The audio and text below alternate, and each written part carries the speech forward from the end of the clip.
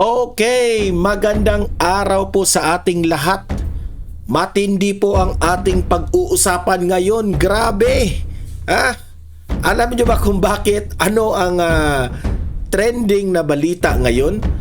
At meron rin akong source na nagsabi sa akin, ang aking mga kaibigan dyan sa Maynila. Tumatawag kagabi. Grabe. Ang taas, ang haba ng aming pinag-usapan. Grabe. Ano ba ang aming pinag-usapan? Nag-meeting na raw. Nag-meeting na sila. Kahapon, Sabado, meron di umanong naganap na meeting. Si Bongbong Marcos at si Leni Robredo, di umano. Nag-meeting na raw na magsanib puwersa sila sa 2028 election. Wow! At alam natin kung ano ang layunin nila dito, no? Inanalyze na natin 'yan. Kung ang layunin nila dito is talunin nila itong si VP Sara. Kasi alam nila kung gaano po kalakas si VP Sara sa 2028. Kaya nag-meeting na sila. Nag-emergency meeting na. Tama ba ang ginawa ng mga dilaw? Kain-tain ni BBM. Naku po, grabe itong meeting nila. Gusto talaga nilang talunin ang mga Duterte. Oh my goodness. Oh my goodness. Sabi ng anak ko, oh my goodness, Daddy. Ayan Kasi itong move na ito, no? Para bang wala na. Hindi na nila kaya, no? Na talunin si VP Sara. Wala na silang trust sa kanilang pagiging dilaw. Wala na silang trust sa kanilang pagiging loyalista. Magsanib puwersa na lang tayo para talunin. So yun po ang pag-uusapan natin ngayong araw na ito, no? Ipapakita ko sa inyo mga matitinding mga nangyayari kahapon at ngayon, di ba? Pero guys, bago natin ito pag-uusapan, no? I-like muna at i-share itong ating video para kakalat ito sa taong bayan at marami po ang makaalam, no? At makapag-participate sa atin sa comment section. Kaya like and share na po. Importante yung mag-like and share. At sa mga bago pa lang dito sa aking channel, if this is your first time na nanood dito sa ating video, no? Mag-subscribe na po kayo kasi libre lang po ang mag-subscribe. Walang bayad yan. Nakakatulong pa kayo sa channel natin, no? At kapag nakasubscribe na kayo sa akin, updated na kayo sa ating mga trending na mga balita. Ayan, palakpakan. Okay. Unahin muna natin ito Unahin muna natin itong nangyari kahapon. Binalita kasi kahapon, no? Importante ito, kailangan nating ibalita ito. Na ito, pagkatapos ng post ni Vice President Inday Sara Duterte patungkol doon sa mga complaints sa impeachment laban sa kanya, ay kaagad rin na nagpalabas ng mensahe at pakikiramay itong si VP Sara. Ito po yung serious nating pag-usapan muna, no, bago yung main topic natin, no. Sabi ni VP Sara dito, ni Inday Sara Duterte sa kanyang main page, I extend my heartfelt gratitude to all who have expressed their sympathies and prayers for the passing of my uncle, Benjamin R. Duterte. We are deeply thankful for your compassion and remembrance. Kasi po, kahapon, namatay po yung kapatid ni former President Duterte na well-known po sa pangalang Bong Duterte. Okay? Kung maalala po natin, lagi po nating nakikita po si Bong Duterte sa mga vlogs po ni Alvin and Tourism. Okay? Sabi pa dito, Tio Bong, kasi Bong po ang kanyang parang nickname. Okay? Tio Bong was one of the strengths beneath our wings during the 2025 national and local campaign planning and operations. Ang hindi natin alam ha, itong kapatid ni former President Duterte, tumutulong pala ito dati pa. Pero hindi lang nagpapakita sa camera, no? Hindi lang he is behind the camera sa mga plano. Matalino pala itong yung kapatid ni former President Duterte. What is, no, mga kadugo nila ni Tatay Digong. Tumutulong pala ito sa mga galawan, kung mga plano ng ating Tatay Digong, no? His quiet leadership will be deeply missed as we look ahead to the 2028 elections. Kasi kung buhay pa lang itong si Bong Duterte, ang kapatid ni Tatay Digong, sana sa 2028 makatulong pa ito, no, ng mga suggestions, brainstorming kung ano yung mga strategy at yung mga dapat gawin kasi veterano rin ito eh. We take comfort in our faith, sabi ni VP Sara, knowing that we now have a campaign manager in heaven securing the success of the Filipino people. Ayan. Maganda itong sinabi ni Ma'am VP Sara, no? Na he is acting as a campaign manager. Long time na pala itong tumutulong bilang naging campaign manager po sa during elections ni Tatay Digong. Okay? Before his passing, he expressed his wish that the wake and burial be limited to family and selected friends. May grant eternal rest for his soul. Okay? So, yan. Irespeto po natin kasi po, ito kasing kapatid ni former President Duterte, hindi po ito hindi siya masyadong mapublic. Okay? Ika nga, ayaw niyang maging public figure. Nakilala natin as much itong si Bong Duterte, ang kapatid ni Tatay Digong, nung nasa Hague na, nung siya po ay bumisita doon kay Tatay Digong, no? So, syempre, in-interview siya ng mga vloggers doon, talagang wala siyang choice kundi makilala talaga siya, no? So, ayan po, no? Bilang pakikiramay po sa kapatid ni former President Duterte at bilang respeto po sa pamilyang Duterte and especially to former President Rodrigo Roa Duterte, we may pause in silence po for a short prayer para kay Bong Duterte.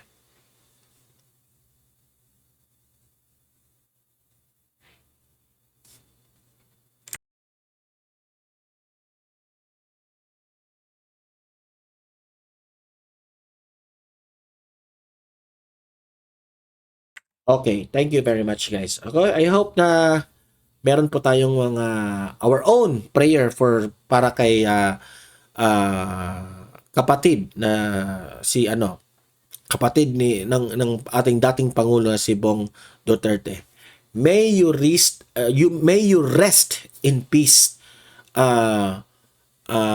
Bong Duterte, kapatid po ni former President Duterte. At dahil dyan, isang masipag na palakpakan para kay Bong Duterte for helping noon at ngayon kay Tatay Digong. Palakpakan. Okay, so ayan no. So punta tayo dito, nag-trending ito. Bago ito yung main topic natin nag-trending ito. Itong alam natin ang relasyon po ng China at ang Pilipinas ngayon ay medyo hindi maganda. Okay? Hindi maganda. Sa pamumuno yan ni Bangag. Bangag kasi. Isa sa mga dahilan dyan, hindi lang kay BBM. Ito ring si Tariela. Kasi ang dami kasing mga ginagawang mga kung ano-anong mga pinagsasabi nitong si Tariela na hindi na po nirespeto niya ang diplomatic communication between the China and the Philippines. Siyempre, nag-iingat tayo dyan. Every time we have to communicate or to talk from different countries, delicate yan. Okay? What do I mean by delicate? Hindi tayo basta-basta kung ano-anong mga ipinakita natin, kagaya ng ginawa ni Tariela na ipinakita nila yung mukha ni Xi Jinping ng caricature, di ba? Sensitive po tayo sa mga ganyan. Kasi po ang mga Chinese po, sensitive rin sa ganyan. So, sabi ng iba, binubuli kasi tayo, hindi tayo magpapape yun, tapang-tapangan ba? Yan ang kalakaran nila, tapang-tapangan. Ang sa atin, we must build a good relationship to China in order for us to be understood. Meron po tayong gusto na hindi nila gusto. So the only way na marinig po ang ating gusto is to have good relationship with them. Kasi kung sila po ay galit sa atin, kahit anong sasabihin natin, hindi yan makikinig. Yan ang hindi maiintindihan ng mga mga bulok na dilawan at bulok na loyalista na sasabihin na pro-China kasi kayo eh. Ganyan kasi yung mga ugali nyo. Okay? Noong panahon po ni former President Duterte, hinimay-himay yan ni Duterte na hindi po pwede tayo na magkasundo tayo sa initan, so through sa anger natin. Hindi yan. Yan kasi sila Hontiveros, Trillanes, sina Quico Pangilinan, idadaan kasi nila sa tapang-tapangan eh. Ang dami kong kilalang mga tapang-tapang dyan. Hindi kasi pwede yan. Okay? We need to be diplomatic with them. No? Kung meron man tayong pinaglalaban na nanalo tayo dito sa ganun-ganon, ganyan, hindi pa rin tayo pakikinggan dyan kung mainit ang ulo natin. Kung mainit ang ulo nila.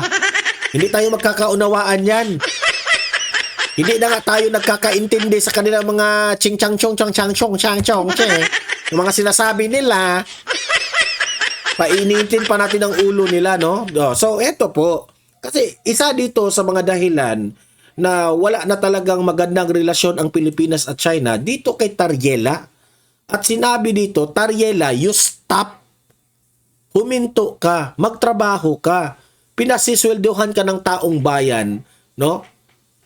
Kaming taong bayan, nag-e-effort pa kaming magbayad ng aming mga tax para pasweldohan kayo, tapos ganyan lang ang gagawin ninyo. Ito yung banat, pakinggan ninyo yung sinabi ni Attorney Rowena Guanzon patungkol dyan. Commodore Tariela, tumigil ka na nga dyan. Hindi ka naman Secretary of Foreign Affairs. Ipautusan ka lang ni BBM ang iyong Commander-in-Chief. Inutos ba niya sa'yo na okray-okrayin mo lagi yung China? Tapos hindi mo naman... Di ba? Anong punto ni Attorney Rowena Guanzon dito? Ikaw, Commodore ka bilang leader ng Philippine Coast Guard. Ikaw, huwag kang magpalabas ng sarili mong opinion at statements at ipaparinig mo sa China. Anong sinabi ni Attorney Rowena Guanzon? Utusan ka lang ni BBM. Hindi yan panginginsulto ha. Yan talaga ang kanyang role. Uutusan ka lang. Hindi nagpapatawa tayo pero yan talaga ang role niya. Dapat ikaw tahimik ka lang. Naghihintay ka lang ng utos ng Pangulo. Pero ang ginawa mo ngayon, alam mo ba kung bakit? Mas matindi ka pa sa Pangulo. Mas matindi ka pa sa Pangulo. Sa bagay, yung Pangulo rin natin, no, bangag rin at weak leader. Kasi yung China, hindi rin maintindihan kasi yung di ba? Ikaw, bangag na nga yung Pangulo natin, ha? magsasalita ka pa ng magsasalita. Ito, meron tayong mga kaibigan na ganyan, di ba? Yung nakichismis ba? Si ganun, di ba? Oo, ganyan talaga yan. Si ganun, ganyan, ganyan. Mas lalong umiinit. Imbes na ikaw, meron po tayong mga magkaibigan na magkaaway, nakichismis ka, mas lalong nag-away dahil sa'yo. Ganyan po ang nangyari kay Tariela. Ano kasi, hindi niya binayaran yung utang ko. Yung utang niya, ganyan. Ganyan si Tariela eh. Pabida rin eh. He is enjoying rin sa popularity niya na pagiging bobo. Kaya ayan tuloy, nasuplak ka ni, Kayang lumaban pag nilabanan ka dyan. Di ba, paastig-astig ka dyan, pero isang litik ka lang ng China, talbog ka na eh. Huwag tayong ganyan. Dadamay mo pa kami. Hindi na yan trabaho mo ang ginagawa mo eh. That's already the job of the Secretary of Foreign Affairs. You're already creating a diplomatic problem. No. Now the Secretary of Foreign Affairs has to fix it. Siswelduhan ka ba namin para maging dyan? Vlogger? Commodore Tariela, please. Stop it already. Tama si Attorney Rowena Guanzon. Commodore Tariela, stop. Okay? Hindi ka na nakakatulong sa bansa natin. Masyado kang madaldal. You stop. Masyado kang madaldal. Sa totoo lang. Alam niyo ba na isa sa mga dahilan na bakit bumagsak ang ekonomiya ng bansa natin ay dahil sa relasyon natin sa China. Okay? Yung relasyon natin sa China, isa yan. Kaya lugmok ang bansa natin sa ekonomiya. Ngayon, walang ibang sisisihin natin dyan, kundi yung Pangulo natin. Kasi yung Pangulo natin na si BBM, na tinawag nilang bangag, hindi po tayo unang tumawag ng bangag Hindi nga natin alam kung matino pa yung utak niya, kasi bangag, itong si BBM, nasa kanya lahat ang mga desisyon. May it be yung relasyon natin sa China, kung pipiliin ni BBM na magkontra tayo, initin natin, mainit yung ating relasyon. Nasa control niya. Nasa control rin ni BBM kung sasabihin niya, let's make friends with China and let's make a good deal out of it para maunawaan tayo kung ano yung mga kiniklaim natin. Pwede rin. But itong si Bongbong Marcos, pinili niya yung mainit na usapin. Kaya, kung ikukumpara mo yung panahon po ni former President Duterte at sa panahon ngayon ni BBM, hindi na nakapagpangisda ang mga mga fishermen natin. Alam niyo ba kung bakit? Natatakot na yung mga fishermen. Why? Yung mga water cannon, yung mga kung ano-anong mga ginagawa ng Philippine Coast Guard that created pwede man tayo magkapagpangista dyan kung pipilitin natin. Siguro naman, irerespeto tayo ng China, pero natatakot na rin ang ating mga fishermen. Okay? Hindi kagaya noon sa panahon ni Tatay Digong na alam ng mga fishermen natin na maganda yung relasyon. They are very confident na mangisda sila doon. Okay? Now, dahil dyan, alam ni Bongbong Marcos na bagsak na talaga ang rating niya. Mantakin nyo, for the first time in the history of the Philippines, -3 ang isang presidente ng Pilipinas. Seryoso yan when I say -3. Seryosong bagay yan. Alam niya, tagilid sila. Alam nila ni BBM na kapag mananalo si VP Sara sa 2028, maraming pwedeng mangyari sa kanya. Isa na dyan, ang pagpapakulong niya kay former President Duterte. Marami silang nilabag na batas doon. marami silang nilabag na mga unconstitutional na mga paghuli o pag-surrender ng isang tao. O, hindi na lang natin sabihin na dating presidente, ha? But sarili nating tao, sinurrender natin sa mga dayuhan. Marami silang pwedeng makasuhan kapag hindi na siya presidente. Kasi sa ngayon, hindi siya pwedeng makakasuhan eh. Immune siya eh. Kaya itong si BBM, takot na maging presidente si Vice President Inday Sara Duterte. Kaya, meron po tayong mga narinig na di umano. Ang mga dilawan, they were the first to initiate BBM, di umano ha. At lumabas rin yan sa mga social media news, sa mga comment section, binasa ko eh. Na ito rang kampo ng mga dilawan, they are the first na nag-make ng move para kausapin si BBM. At di umano, kahapon, merong nangyari raw. Ewan ko lang kung totoo, pero nagkausap na raw. Nag-meeting na raw. Nagkasundo na raw. Na magsanib puwersa sila sa 2028. Hindi ko lang alam kung sino ang kanilang pambato sa 2028, pero bakit present si Leni Robredo sa meeting na yan? Di umano. Okay? Di umano.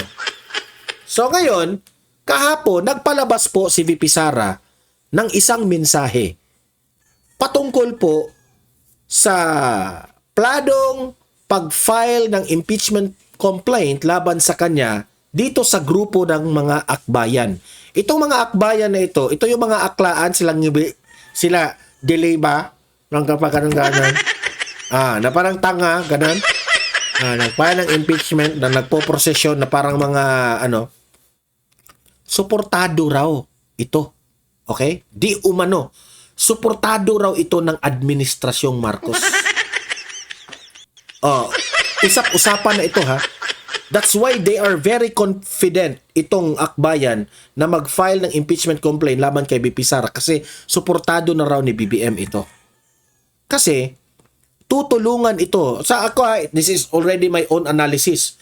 Tutulungan ito ng administrasyong Marcos kasi gusto rin ni BBM na hindi po maging presidente si BP Sara kasi delikado rin siya eh. Kapag ma-presidente si BP Sara, delikado rin itong si BBM. Marami pong nakabinbin na kaso laban dito kay BBM. Yan ang ating nagre-research tayo eh. Di ba? So, nung nagpalabas si BP Sara ng statement, agad nagpalabas ng statement itong akbayan. Sa totoo lang, very defensive po sila. Ano ko muna ito? Very defensive po itong akbayan. Bothered na bothered sila doon sa message ni VP Sara. Ito yung video natataranta na sila. Ito, play. Sabi ni Vice President Sara Duterte. Nagpalabas sila ng video nito. Walang batayan ang impeachment complaint na inendorso ng Akbayan Party. Yan ang brainwashing nila. Wala raw batayan. Ang sinabi ni BP Sara. Alam mo, sa totoo lang, tama naman talaga si BP Sara eh. Kasi ginamit na kayo ngayon ni BBM. Ang noon, na dati nyong sinuka, dati nyong pinagbibintangang magnanakaw, yang tae na yan, kinain nyo na ngayon. Masarap, di ba? Masarap ba? Masarap kasi magsanib puwersa na raw sila sa 2028. Funny. Kung funny, bakit hindi ka tumawa? Funny. Dapat gumanon ka, funny. Funny. Sinabi mong funny pero parang maiyak ka. Gumanon siya, funny. Funny. Pa-presidente na si VP Sara. Funny.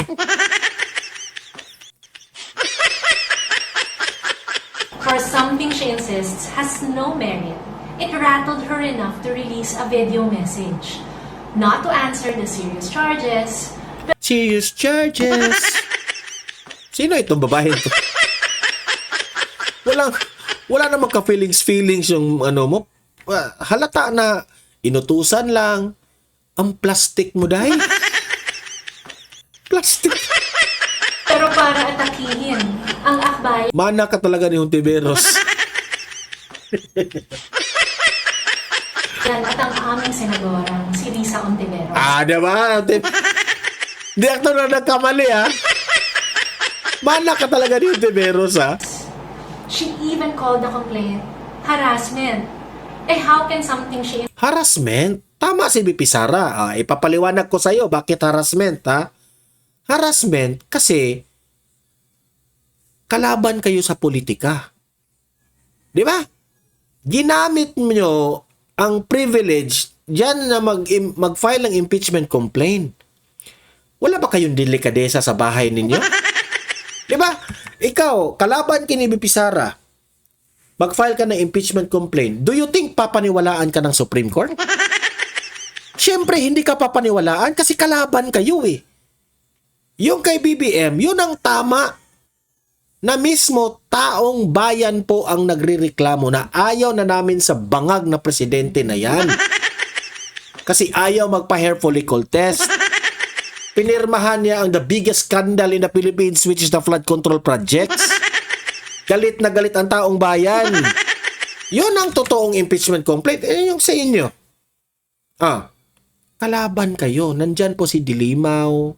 Nandyan si Trililing. Lahat yan.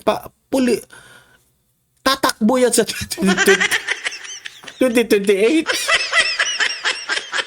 Kaya nga, sa susunod na vlog ko, meron kong ipapakita sa inyo na yung mga political analyst nagsasabi, hindi po talaga uubra itong impeachment complaint na ito.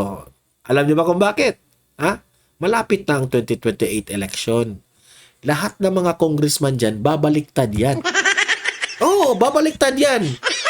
Alam niyo ba kung bakit? Wala nang power si BBM. They have to lumulubog na ang bangka. Lilipat na naman sila sa ibang barko. Kasi alam nilang si VP Sara malakas sa 2028. Ganyan po ang politika. is baseless. Harass her. Ano ba talaga, ate? Her video doesn't project confidence. Nangangamoy takot na tinatago sa Nangangamoy takot? O kayo yung takot? Naglabas sila ng video, ha? Nung naglabas si VP Sara ng comment patungkol sa kanila na hindi na ine-expect, ha? Kasi Sunday Saturday. O ngayon, Saturday kahapon ito nilabas. Natataranta. Naglabas rin sila ng video. Well, sino ngayon ang natatakot, ha? bravado. Paano ba naman siyang hindi matatakot? The prospect Natatakot? Sino bang natatakot? Natatakot? of Congress impeaching her grows more real by the day. Simple lang naman ang hinihingi sa kanya. Ipaliwanag ang pagwaldas ng Ang swerte naman ninyo, siya pa yung magpapaliwanag. Kay hoy, yung makinig ka, babae ka, ha? Kayo yung nung nag-aakusa. Patunayan nyo. Diba? Sabi niyo yun. Oy, Donmar, nagnakaw ka, Donmar, ha? Nakita ko, nagnakaw ka. Ganun, ganyan. Patunayan mo ngayon na nagnakaw ka. Pwede yun? Pwede ba yun? O tapos ako, na hindi ako nagnakaw, sasabihin ko, teka muna, nagnakaw pala ako? Paano ko papatunayan yung sarili ko na wala akong ninakaw? Kayo mismo, patunayan nyo na nagnakaw si VP Sara kasi kayo yung nag-aakusay. Diba? Kinokontrol ninyo. Pala, desisyon pala kayo eh. Pala desisyon pala kayo, sasabihin ka, oy Donmar, ano ka eh, oy, bakit hindi mo sinuot yung dilaw na kalo? Hindi naman ako nagsusot ng dilaw na kalo eh. Pala desisyon ba? Pera ng bayan. Pero hanggang ngayon, sa kabila ng napakaraming palusot, ayaw at hindi pa rin niya maipaliwanag. Inggit kayo. Dahil hindi po ipapaliwanag ni BP Sara at kayo atat na atat kayo. Kayo ang nag-aakusa, ilabas nyo ang ebidensya. Bakit hanggang ngayon wala kayong ebidensya na naipakita? Alangan naman si BP Sara pa ang magbigay sa inyo ng ebidensya? Tanga rin ito. Tanga rin. Sino ba? Sina Mary Grace Piatos and Friends. At kung saan napunta ang over 612 million in confidential and intelligence. Desperado ka, te. Desperado. Meron daw Mary Grace Piatos. Sila naman ang nag-invento dyan sa Mary Grace Piatos na yan. So, ipaliwanag nyo kung sino yan. Paliwanag nyo. Tama na ang palusot, Madam Tama na rin kayo. Tama na rin kayo. Di kayo mananalo eh. Sara. Stop panicking and prepare to... Stop panicking pa. Si BP Sara pa. Si BP Sara pa ngayon ang sinabihang stop panicking. Talaga? O kayo yung nagpapanik? Bakit kayo makipagsanib pwersa ni BBM? Kasi nagpapanik kayo. Hindi si BP Sara ang nagpapanik. Gago. be impeached. Wow. Takot kami. Sorry. Takot na takot si BP Sara. Wow, takot na takot. Si BP Sara pa ang sasabihin yung takot. Alam nyo ba?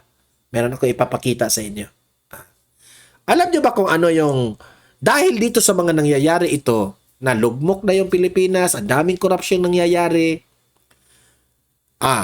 Meron akong comparison Meron akong comparison. Marami pong nagsasabi. Alam nyo ba kung ano yung mukha ng Pilipinas ngayon? Gusto nyo makita? Gusto nyo ba makita yung mukha ng Pilipinas ngayon? Gusto nyo makita? Kasi, maganda yung mukha ng Pilipinas nung panahon ni former President Duterte. Ipapakita ko sa inyo ng bahagya, kung ano na ba, kung i-convert mo ang mukha, kung i-convert mo ang bansang Pilipinas ng mukha, okay? Kung i-convert nyo ang Pilipinas ngayon, ang sitwasyon ng Pilipinas, ang kalagayan ng Pilipinas ngayon, ikukumpara natin sa isang mukha ng tao. Okay? Ang mukha ng Pilipinas ngayon ay... Ready na ba? Ready? Count 1 up to 3 ha. Ready? Ready? 1, 2, 3.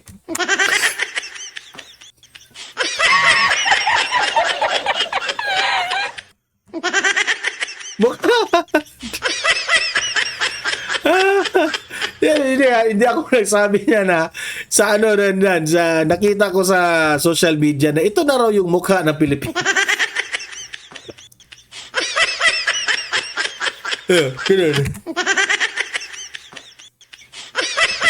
Bagong Pilipinas, bagong mukha. Ito na yung mukha raw na tama na nga yan.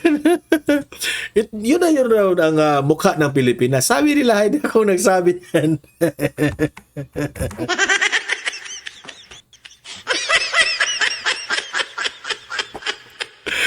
Ay, nako. Ito, pakinggan na natin itong si Ana Malindugoy. Kung bakit po bumagsak na po ang ekonomiya at walang ibang dahilan dito kundi si BBM ang dahilan dito. Ito, panoorin po natin. Pinakamalaking issue ng massive corruption in government na dapat may nakulong na is flood control. And flood control is what? Bakit ka ba nagkakaroon ng flood control projects, infrastructure? Di ba para masugpo mo ang negative impact ng climate change kasi ang Pilipinas bagyuhin? Di ba ganon? So, ibig mo sabihin, sinisi niya yung climate change pero hindi niya inaamin na may kinalaman ang flood control project sa climate change. Ano yun? Yeah. So, alam mo, ang hilig kasi nila mag-divert ng issue. They don't confront the issue na ang ekonomiya at ang Pilipinas talaga, yung ating economy is collapsing. Hindi ko nga alam kung bankrupt na tayo kasi sa 2026 budget ata nabasa ko, I will work on a commentary on this na tawag nito parang selling a bonds sa US. Alam mo pag ganun kasi ibig sabihin inuutang mo ang iyong 2026 financing for your government. Sabi ko, so wala ng pera pero hindi pa rin nila inaamin na may problema ang ekonomiya. Di ba? Si BBM, ang kanyang pasakalye, climate change, kaya bumagsak ang ekonomiya. Ikaw rin naman ang dahilan. Yung climate change na yan, bumaha kasi yung flood control mo, di ba? Sa ekonomiya, Prof. Oh my God, Almar, 'di ba ngayon ang ating GDP 3% last quarter? I think no, tama ba ako, Admar? 3% lang sa last quarter. Tapos ang Opo, tama. Sa last quarter. kabuuan ng 4.4 ata kabuuan ng 2025. Oo. Pero yung last quarter 2025 I think is 3%. Nasa 3% may get, opo. 3%, Oo, tama. 3%. Oo. Pero ang target natin supposedly for 2025 is 5 to 6%, I think. 5.5 to 6.5%. Binaba na nga nila yun ang Mataas yung unang target tapos nakita siguro nila na hindi kayang ma-meet. Binaba na nila pero hindi pa rin na-meet. Hindi pa rin na-meet, okay? That's just one. That's ang indication niyan? So, ibig sabihin, mataas na, binaba mo pa, hindi mo pa rin na-meet. At malayo, medyo may gap talaga kasi 4.4 as against to 6. It's already 2%, 2-digit yan. And 2-digit, when you talk about economy, is a huge, malaking malaking usapin yan. So, ibig sabihin, may problema ka sa ekonomiya mo. And one thing that you have to remember, that's just GDP. Second is yung utang. May bago akong nakitang news ngayon lang na ang utang natin ay tumataas na naman. Hindi na lang siya 17 how do you call that? 17 trillion. More than 17 trillion na. Tama? Opo. Tama ako, no, Admar? Tama, mahigit 17 Oo, trillion na po, 17. 2025. Oo, tapos another factor that you have to see is yung pagbaba ng foreign investors or investor na pumapasok sa Pilipinas. Alam mo, importante ang foreign capital and foreign investment sa Pilipinas. By the way, for other people na mga may hilig magchika-chika, ang PhD ko po sa Peking University is economics. So naiintindihan ko po ang ekonomiya, ang usaping ekonomiya. Okay? Just to clarify. On the other hand, yung pagdating naman po ng peso, mataas ang peso na umaabot na ng 60. So ibig sabihin, that's an indication na may problema ang ekonomiya natin. Ang utang natin mas mataas na sa 17 trillion. So, ibig sabihin, nagbaborrow to finance your own government. On the other hand, ano pa ba ang pumapasok na pumapasok sa Pilipinas ng mga foreign investors bumaba, especially in 2025. Malaki ang dip. Pag bumaba ang foreign investor mo, ibig sabihin you don't have new capital na tutulong sa ekonomiya mo para magkaroon ka ng iba pang industry na magki-create siya ng mga jobs and revenue and all that. So lahat ng economic indicators natin is going down. So pag lahat ng indicators mo is going down, ibig sabihin may mali sa economic management ng Pilipinas. So bakit hindi yan maintindihan ni BBM? Ang sinasabi niya dahil yan dyan sa climate change at dahil daw dyan sa investigation ng corruption. Sabi ko, my God, bakit? Bakit naman yung alam mo, unang-una dapat niya maintindihan kung iyan ay may kinalaman ang kanyang reasoning, may kinalaman sa climate change. In the very first place, problema pa rin niya yan. Kasi ang pinakamalaking issue ng massive corruption in government na dapat may nakulong na is flood control. And flood control is what? Bakit ka ba nagkakaroon ng flood control projects, infrastructure? Di ba para masugpo mo ang negative impact ng climate change? Kasi ang Pilipinas, bagyuhin. Diba ganon? So, ibig mo sabihin, sinisi niya yung climate change pero hindi niya inaamin na may kinalaman ang flood control project sa climate change. Correct. Ano yun? So, alam mo, ang hilig kasi nila mag-divert ng issue. Correct. They don't confront the issue na ang ekonomiya at ang Pilipinas talaga, yung ating economy is collapsing. Hindi ko nga alam kung bankrupt na tayo kasi sa 2026 budget ata, nabasa ko, I will work on a commentary on this, na tawag nito, parang selling a bonds sa US. Alam mo, pag ganun kasi, ibig sabihin, inuutang mo ang iyong 2026 financing for your government. Sabi ko, so wala ng pera, pero hindi pa rin nila inaamin na may problema ang ekonomiya. at gusto pa nila makipagbakbakan sa China given the stand of the economy. And one thing that tinignan ko rin yung peso. 'Di ba? Kasi may nag-argue na the peso ko is strong because the other currency is weak, especially with Japan or Japanese currency. Sabi ko mali. Kasi nung tinignan ko yung datos, yung hard data, all throughout government, all throughout the presidency of BBM, mula nung siya naging presidente after 6 months until now, ang peso pababa ng pababa, ibig sabihin depreciating siya or lalo siyang humihina as against the dollar. Kapag ganyan ang trend ng peso mo, malaking usapin yan. Correct. Alam mo kung bakit? Kasi ibig sabihin may problema ang ekonomiya plus the fact na pagdating sa international trade, especially when it comes to imports. Kasi umi-import tayo ng maraming kung ano-anong goods eh. Kasi pag hindi ka nag-import, mamamatay ang ekonomiya mo at especially yung mga tao like bigas, lahat na lang ata ng basic commodity ini-import natin, wala tayong industry na maganda sa agriculture eh. So kapag mababa ang ang peso mo as against the dollars, ibig sabihin mas malaki ang kailangan nating pera para matustusan ang imports natin. Tapos ang export natin hindi maganda at mahina. Plus the fact na hindi pa niya ma-argue yung tariff trade na ini-impose ni Trump sa Pilipinas. So, alam mo yon, if you just look at this basic economic factors, alam mo na ang ekonomiya ng Pilipinas problematic. At ang sinasabi nila hindi massive corruption in government. No, it is massive corruption in government. Correct. Precisely because ang mga investors hindi nga mag-i-invest kapag ang corruption index mo mataas. And on the other hand, yung kinukorrupt ng mga politiko na yan, imbis na ilagay mo yan sa mga productive activities na makakatulong sa ekonomiya mo at sa social welfare mo, nawala na. Nandun sa bulsa nila. So, it also affects in many ways kung paano nagkakaroon ng negative impact sa economy at sa social welfare ng mga kababayan natin, especially infrastructure. Kasi sa isang bansa, if you want your country to have economic growth talaga na mabilis, kailangan mong infrastructure, especially ang Pilipinas, land, bridges, alam mo, lahat ng klaseng infrastructure na kailangan. Kasi ang Pilipinas, siya, island, iba't ibang island, kailangan mo ng magandang infrastructure, mabilis, including digital. Now, kung ang corruption mo is nasa DPWH, isa na yung pera for all of this. So, do you really think it doesn't have an impact on the economy? Correct. So, yun. Kaya, wag na tayo magbulahan dito. Ang ekonomiya ng Pilipinas is may sakit. Nasa na siya? Stage 4 cancer. Kung may stage 4. Baka mag-stage 5 yan. 'Di ba? So, ganun lang ang picture na pwede kong ibigay para lang maintindihan nating mga kababayan na, hey, wake up. Correct. Medyo hindi na okay ang ating ekonomiya. At saka, ang ating presidente, biniblame pa rin ang climate change, ang hangin, ang ulan, kung bakit ang ekonomiya ng Pilipinas under his reign, under his presidency is problematic.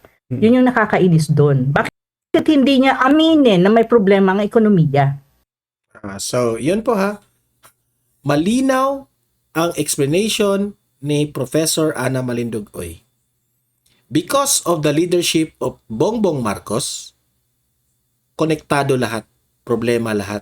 Climate change, hindi niya napaghandaan dahil kinurakot ang flood control. Alam na natin. Okay? Alam na natin lahat. Hindi ito sinungaling. May datos ito. May pruweba ito. Magaling ito mag-analyze. She is analyzing basing on the datos, the datas na kanyang ginather.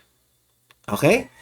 So, alam nyo kayo mga taong bayan ko ditong mga nanonood, no?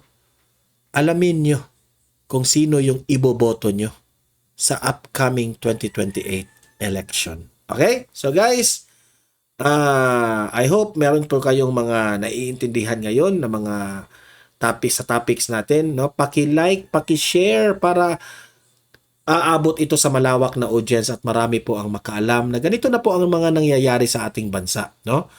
Para sila, basahin natin yung mga comments ninyo, analysis ninyo, at inyong galit, opinion sa comment section, okay? And don't forget na isubscribe nyo ang channel na ito. Sa mga hindi pa nakasubscribe pero yung mga nakasubscribe na, okay na kayo, no?